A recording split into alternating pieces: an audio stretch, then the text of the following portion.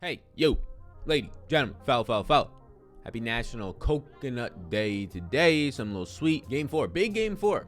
Clippers do something nice. They play some incredible defense. Devin Booker with a mask. Does it affect his play? Or is it more so Patrick Beverley being all over him and somehow only picking up 2 personal fouls in that game? Patrick Beverley, marvelous. Ivica Zubac, potentially his best game in the NBA, potentially his best game as a Clipper, definitely his best game in the postseason. It helps to stay on the court when you're Ivica Zubac when the other team has a traditional center like Ayton, and 2, when they go drop pick and roll on you, when you have to go drop coverage with Chris Paul. Like I said, I didn't think it would work and he might get forced off the court. He slapped me in the face. Zubac he slapped me right in the face, Zubac. And he said, hey, watch this. Played excellent pick and roll defense. Was quality. Was able to stay on the court, delivered 15 points and 16 rebounds. We can talk more about him. We can talk more about everything the Clippers did, and we'll start on the Clippers side of this one. Hey, like and subscribe to the video if you appreciate this. We will not be live later today. This is weekend content for you. Just doing it in general is a whole lot of good. We're going to be talking about the spread in this game. We're going to be talking about the bet that I have on either the spread or the total. The player props, I have 3 taken, and you players out there who play DFS still, daily fantasy sports, and these showdown slates and play a large amount of it, we're going to be talking about that. But the Clippers defense dominated in this one. They held Devin Booker to just 23% shooting on 21 shots in 40 minutes of play. Chris Paul returned. He had to play maybe a little bit more minutes than he wanted to, but 39. I had him at 38. There was no campaign for most of this game. Got injured. Probable for the next game. Chris Paul only shot 26% on 19 shots, right? So Zubac playing quality in the pick and roll. Patrick Beverley was fantastic. Patrick Beverley himself was plus 24, the second best on this team in 27 minutes. The only player who was better was Ivica Zubac, who was plus 28 and a plus minus, the best in the entire game. One player who was not good, one player who was terrible, and one player who should probably be out of the rotation, and the Clippers should shrink to an 8-man rotation, is Mr. Rajon Rondo. No second half run. He played 7.5 minutes in the first half. He was a team worst, minus 8-3, brutal turnovers during that time. Not doing much out there for them at this point. They're going heavy on Terrence Mann. They're giving Luke Kennard more minutes, who is equally as bad on defense, it seems, but better on offense in terms of what he can do from three-point range.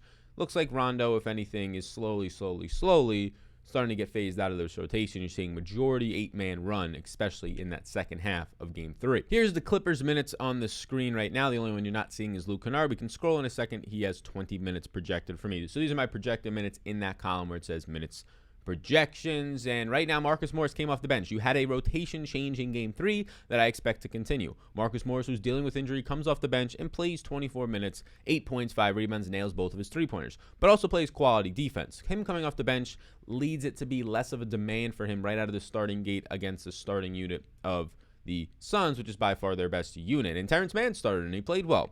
He played 32 minutes. He played very well. Zubac, for the second straight game, played 32-plus minutes in this one. And speaking of Zubac, who we talked about, I'm projecting him in this one for 31, which is less than he's played in the last 2 games, just slightly.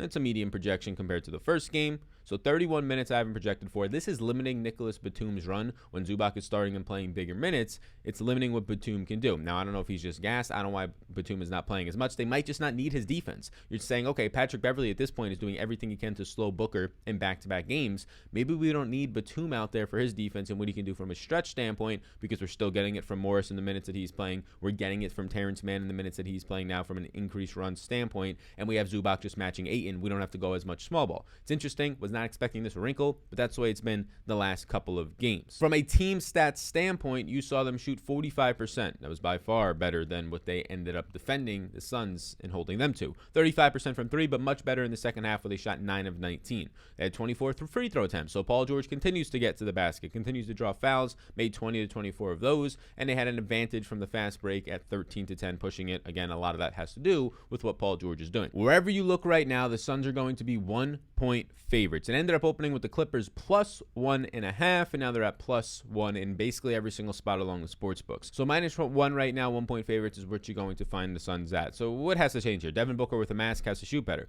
Chris Paul coming back from 1 game, not being with the team for a week to a week and a half, has to shoot better. But that's, of course, getting past the defense of the Clippers. So it all comes down to the adjustments of, can you adjust to what's happening in terms of picking rolling off of a Patrick Beverley? Can Booker figure out himself what's happening with Patrick Beverley against in these past 2 games, starting to knock down some shots. McCall Bridges got an early foul trouble. Can he start to adjust? So that's on the Suns side of it if we're talking about the spread. We'll get into their whole team breakdown in a second. If you're talking about adjustments for the Clippers, there's not much. Continue to play this defense. You already made your adjustments after the first 2 games. And really after the first game and a half. I mean, if you recall, they could have won pretty simply game 2 without that Ayton alley-oop to send it home, the valley-oop, if you will, the miss for Paul George. Like, this could easily be 2-1 the other way around, and then that spread doesn't look as crazy. So I'm having a hard time figuring out the spread. I personally, this is the first time I have not had a wager placed by this video on one side of the spread. I'm leaning right now Suns. They are the better team. They're overall a better team with more talent. And oh yeah, there's still no Kawhi Leonard on the other side. They played very well. They had a lot of key players step up. Patrick Beverley, Zubac, right? You can keep going with Terrence Mann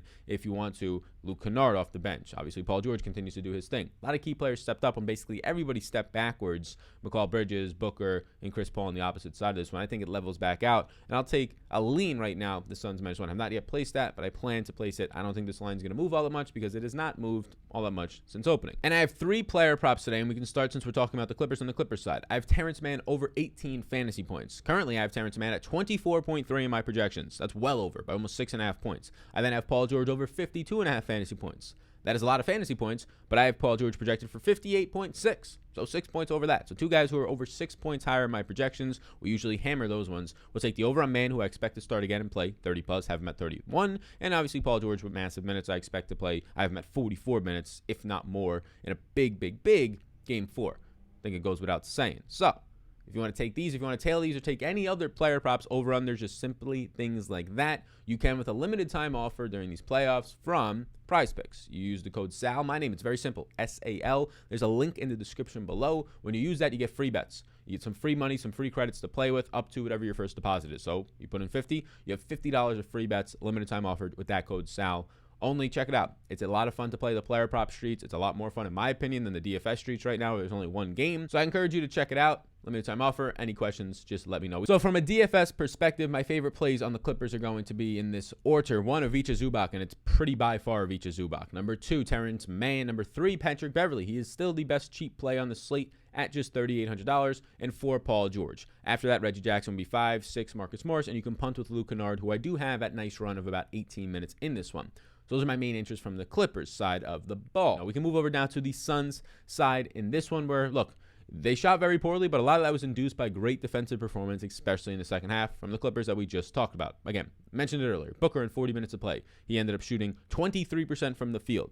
He played with a broken nose. He had a mask on for the first time. He didn't say it affected him in the postgame, but that's the right thing to say. It probably affected him when you never played with a mask in your life to a certain extent. CP3 shots 5 of 19, 26% in his return in 39 minutes of play. Not good. They only shot 39% from the field and 31% from 3. By far their worst shooting performance over the last 9-game winning streak. Remember, they're coming off of a 9-game winning streak, winning the final games against the Lakers, sweeping the Denver Nuggets. Suns in 4 in that one. Looked like maybe Suns in 4 in this one. It got up 2-0 in the series. So they really haven't lost in like 27 days. So we'll see what they adjust. It's going to be interesting to see how a younger team with Chris Paul now, a little bit more veteran-like, how they can adjust now after their first playoff loss in quite some time. Cam Payne got injured. I said he's going to be probable for this one, but we'll see how much. It was an ankle injury that kept him out the entire game 3. When you can kind of put the nail in the coffin and go up game 3, only played 4 early minutes. So I think this is going to affect him. I don't think you don't come back at all in that one if it's hurting that bad, and then it's not going to be hurting 2 days later, but we'll see. This led to more Cameron Johnson minutes and a little bit more Torrey Craig, who played 15 instead of his typical 10 to 12 that he's been playing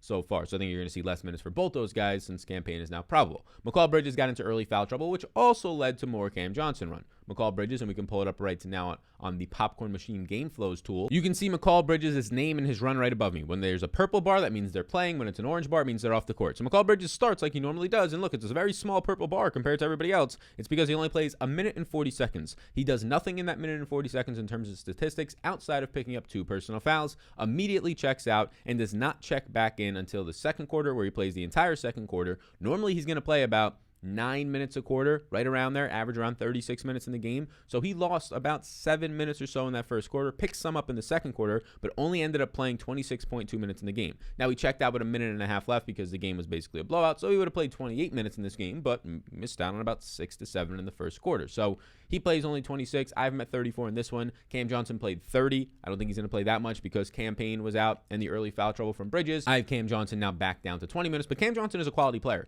Don't be shocked to see Cam Johnson cut into McCall Bridges' run, who outside of 1 or 2 games in the postseason, not since the Denver series really, has not played all that well. Cam Johnson is a versatile defender who's playing very well in defense, not as good as McCall Bridges, but he could also dribble. He's a nice ball handler. So he's a solid 7th man behind Cam Johnson off the bench for this team. DeAndre Ayton continues to play well, and we can pull up the minutes right now for this team. The only guy you're not seeing is Torrey Craig, who you're now seeing for 12 minutes projected. Not shocked to see Dario Saric get phased out. Maybe you see less Dario Saric is 12 minutes. Some of those, maybe half of them start to go to Cam Johnson. You get a couple more minutes for McCall Bridges. Maybe Ayton plays 37 instead of 35, but Ayton played well yet again in 36 minutes of play. But I say he played well, it's just because he was on the court the most, really, out of all these guys, and he played minus 25. And when you're going up against the guy who's the best in the game at plus 28 in Zubac, your game worst minus 25. It makes you look a lot worse. He was not great overall, but he was not terrible. That's a little bit of a deceiving number because he was just on the court for most of this game. Because Ayton in the game, he had 10 first quarter points. He was very hot to start, and then only finished with 8 more the rest of the game. He had 18 points in this one, 9 boards. Shot yet again close to 70+% at 69%. But he did have that game worse, minus 25. But we're talking team stats for this team. You can see the projected minutes. There's nothing crazy here. Big minutes for Booker, Paul, Ayton. Nothing crazy in these minutes. 20 minutes for Cam Johnson instead of the 30. Due to that foul trouble and campaign returning, I give him 15 minutes, and he basically just takes up all of the backup guard minutes. At that point, the team scoring, they only ended up shooting 13 free throw attempts to the Clippers 24, so they need to be a little bit more aggressive if you're talking about getting to the rim. You're not seeing that out of Devin Booker at all. It's not really something that Chris Paul does often in his game, so you probably have to see it out of Devin Booker a little bit more than you've had these last 2 games. They were out-rebounded, outscored in transition. They shot poorly from 3, just 31% on 10 of 32 shooting. This is overall a very bad game for them. I think it balances out a little bit. Very bad game for them. A great defensive game. Made really nice shots in the second half, the Clippers, especially from 3. I think it balances out. That's why I lean to the Phoenix side at -1, and I do have one player prop from Phoenix early on. This is my place slip that we placed earlier today, Saturday at 6:02 a.m. on the Central Time, and I ended up taking Crowder over 20 points here. I gave Crowder 32 minutes to play. Crowder has not been playing all that well lately, but I currently have Crowder projected for 24.75. He's going to start. They need his defense. He's going to have a couple of 3-point attempts. Can he knock down 2 of those 3-point attempts? That probably gets us over the hump here with his 20 overall fantasy points. I'm above it by almost 5 points. We'll take it. So we have those 3 players locked up over on Prize Picks. Again, it is linked down below if you want to try it out. But that limited time offer getting you some free bets. I don't know why you wouldn't. The code SAL, S-A-L, fellas. You're going to sign up anyways during the NFL season because the NFL season is a load of fun. So why not get down the promotion while it lasts? My main interest from the Suns in this game, and they're not as fairly priced as the Clippers are because the Clippers have been changing up their rotations. Their price points and some guys have not yet gotten up there, like a Zubac and like a Man,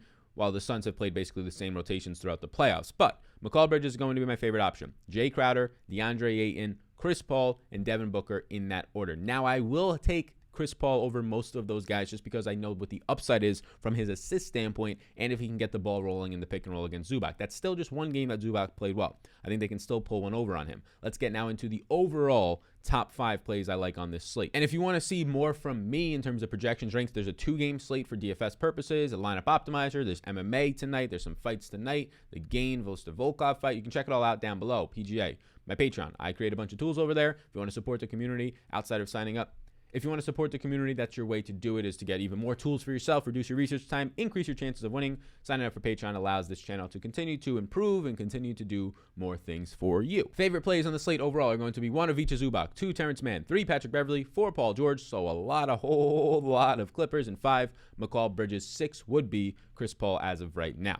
So that's where we're at overall. Now, if you tune in all the way to the end of this one, sometimes we talk about another site on here called SuperDraft. And SuperDraft has a $5,000 contest tonight. It's just a multiplier format. So you simply just put together anybody you want to play tonight, and based on your projections, the multiplier, so if somebody has a 1x multiplier, they score 50, you multiply it by 1, it's 1x. But if they have a 1.5x multiplier and they score 50, they just scored 75 points, and they look fantastic now. So this is the best lineup I think you can put together tonight. Zubac at the captain spot, and I would encourage you to try this out because these contests rarely fill. It's a lesser-known site. Really, just I might be one of the only people pushing it these days on platforms, so you would have an advantage here. I think Zubac, if you're watching this, which you are, your eyeballs and your earballs are watching this. Zubac in the captain spot with a nice multiplier right now. He's my highest projected player, and he has a 2x multiplier, which means every point he scores only doubles after that. Reggie Jackson, Terrence Mann, Beverley, and then Chris Paul, but it would actually be Paul George, but you have to play somebody from another team, so that's where I'm at on that. If you want to try out that lineup, or, maybe another one, since everybody will be playing it, throw in a Booker there, throw in a Reggie Jackson, somebody else, whatever it might be. If you use the code SAL,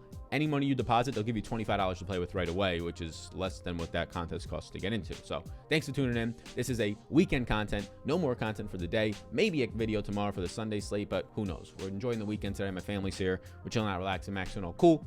And I hope you have a great rest of your National Coconut Day today.